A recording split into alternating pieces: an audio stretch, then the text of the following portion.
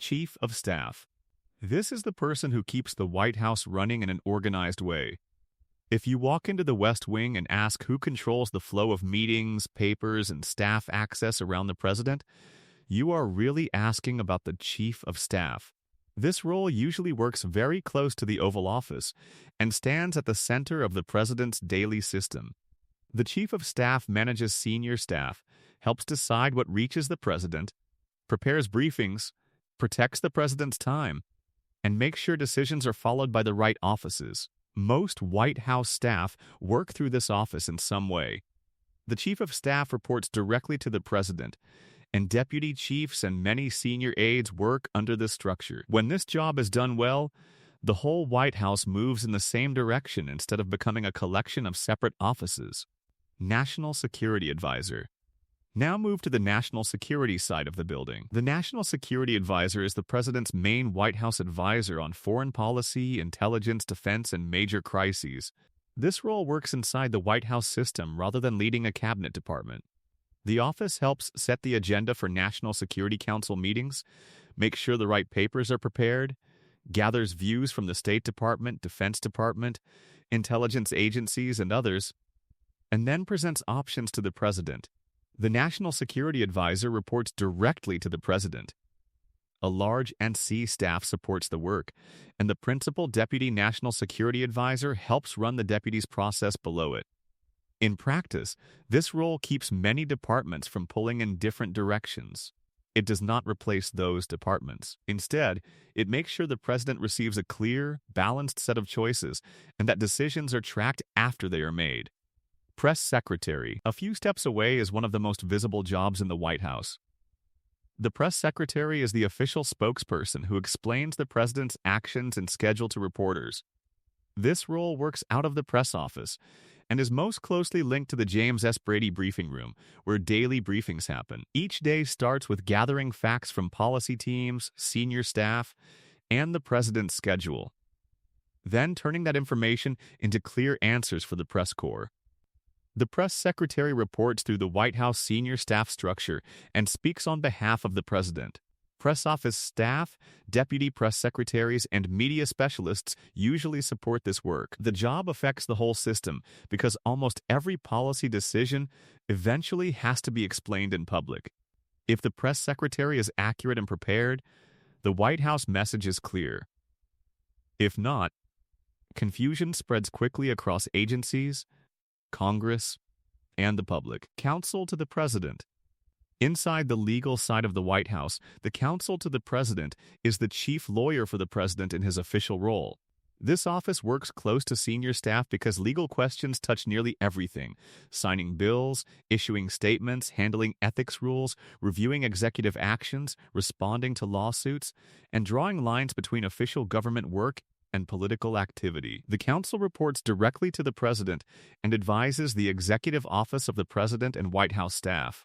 Lawyers and deputy counsels work under this office on specialized matters such as nominations, records, national security law, and ethics disclosures.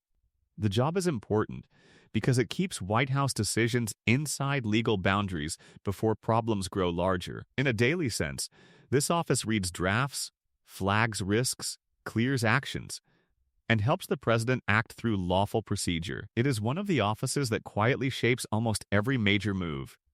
Director of the Office of Management and Budget. If you leave the West Wing and move into the wider executive office of the president, you reach one of the most important management offices in government. The Director of OM helps the president turn priorities into budgets, regulations, and management plans across the executive branch. This role usually works from the White House complex, often with large teams in the Eisenhower Executive Office building. The director reports to the president and leads a large staff that reviews agency budgets, checks regulations, and tracks whether departments are carrying out the president's goals. On a normal day, this office compares agency requests, measures costs, studies programs, and helps decide what the president will support or reject. The job affects the whole federal system because money and management rules shape what agencies can actually do. A policy idea is not fully real until OM shows how it will be funded, managed, and reviewed. Domestic Policy Advisor. Back on the domestic side of the White House, the domestic policy advisor helps the president handle the issues people feel most directly in daily life. This includes education, healthcare, immigration, labor, transportation, veterans affairs, housing, and other internal matters. The role works through the White House domestic policy system, usually near other policy staff in the White House complex. The advisor reports to the president and often works closely with the chief of staff and other senior policy officials. Teams focused on different policy areas work under this umbrella. Every day, the office studies proposals, meets with agencies, checks facts for speeches and decisions, and helps coordinate how policy is carried out. This role matters because domestic policy touches many departments at once. Without one coordinating office, agencies could move at different speeds or push competing plans. The advisor helps turn many separate programs into one presidential agenda. National Economic Council Director. The National Economic Council Director stands at the center of the White House economic process. This office helps the president on taxes, jobs, growth, trade, infrastructure, technology, retirement policy, financial markets, and other economic questions. The role works within the White House complex and coordinates across many agencies, especially Treasury, Commerce, Labor, and others that shape the economy. The director reports to the president and leads next staff who prepare policy meetings, research options, and track economic decisions. On a normal day, the office compares proposals from agencies, checks whether they fit the president's goals, and helps build one common economic line. This is important because economic policy often overlaps with foreign policy, domestic policy, and budget policy at the same time. The NEC director helps stop those areas from drifting apart. When the office works well, the president gets one organized economic picture instead of many disconnected recommendations. Communications Director. Next is the office that plans how the president's ideas will be presented to the country. The Communications Director is not mainly the daily briefer for reporters. Instead, this role builds the broader message. Working from the communications office inside the White House system, the director decides how policy themes should be explained, what events should highlight them, what speeches need emphasis, and how different offices should stay on the same message. The communications director reports to the president through the senior White House structure and often oversees teams tied to speechwriting, research, planning, and media strategy. Daily work includes message planning, event framing, coordination with scheduling and advanced staff, and aligning public statements with the president's goals. This role affects the organization because it connects policy to presentation. A White House can pass plans internally, but if the public message is scattered, support becomes harder to maintain. Senior Advisor to the President. The title Senior Advisor to the President usually means a trusted top aide with a broad assignment rather than one narrow office. This person works close to the president, usually in the West Wing or elsewhere in the White House complex, and handles major strategic, political, or policy responsibilities depending on what the president needs most. Some senior advisors oversee specific offices or special projects. For example, Valerie Jarrett served as a senior advisor while overseeing public engagement and intergovernmental affairs. A senior advisor reports directly to the president and may supervise several offices, issue teams, or cross-cutting initiatives. On a normal day, the role can involve high-level meetings, reviewing plans from many departments, advising on priorities, and helping settle disagreements across the White House. The job affects the whole institution because it gives the president flexible support in areas that do not fit neatly inside one permanent office chart. Deputy Chief of Staff. Right beside the Chief of Staff is the Deputy Chief of Staff, a role designed to carry part of the load that one office cannot handle alone. In many administrations, one deputy focuses more on policy and another more on operations, though the exact split can change. These officials work in the Chief of Staff's orbit inside the White House complex and help manage staff, coordinate meetings, follow up on presidential decisions, and keep different offices on schedule. They report to the Chief of Staff and often interact with nearly every other office in the building. Depending on the administration, staff units or special projects may be assigned directly to them. On travel, A deputy may go with the president to coordinate White House operations on the road. Their importance is practical. They turn the chief of staff's direction into daily action and keep the White House moving even when the president's calendar is crowded. Director of Legislative Affairs. Walk from the policy offices toward the White House linked to Congress, and you find Legislative Affairs. The Director of Legislative Affairs is the main bridge between the President and Capitol Hill. This office works with House and Senate liaison staff to move the President's legislative agenda through Congress and to bring congressional concerns back into the White House. The Director reports through the senior White House structure and leads staff who track bills, count support, arrange meetings with lawmakers, and brief the President on what can pass and what may fail. Day by day, this office watches floor activity, studies amendments, answers questions from members of Congress, and prepares strategy for votes. The role affects the system because even the best White House plan often needs legislation, funding, or support from Congress. Legislative Affairs turns presidential goals into something that can survive the lawmaking process. Director of the White House Office of Cabinet Affairs.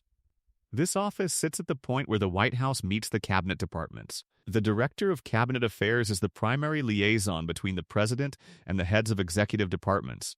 The office works inside the White House complex, but spends much of its time coordinating with agencies across the government. The Director reports to senior White House leadership and leads staff who organize cabinet meetings, pass information between the White House and departments, and manage issues that involve more than one agency.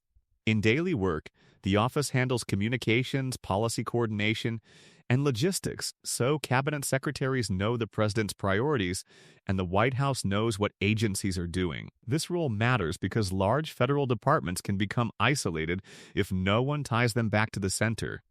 Cabinet Affairs helps the president govern through the departments, not apart from them, and keeps multi-agency work from breaking into separate tracks.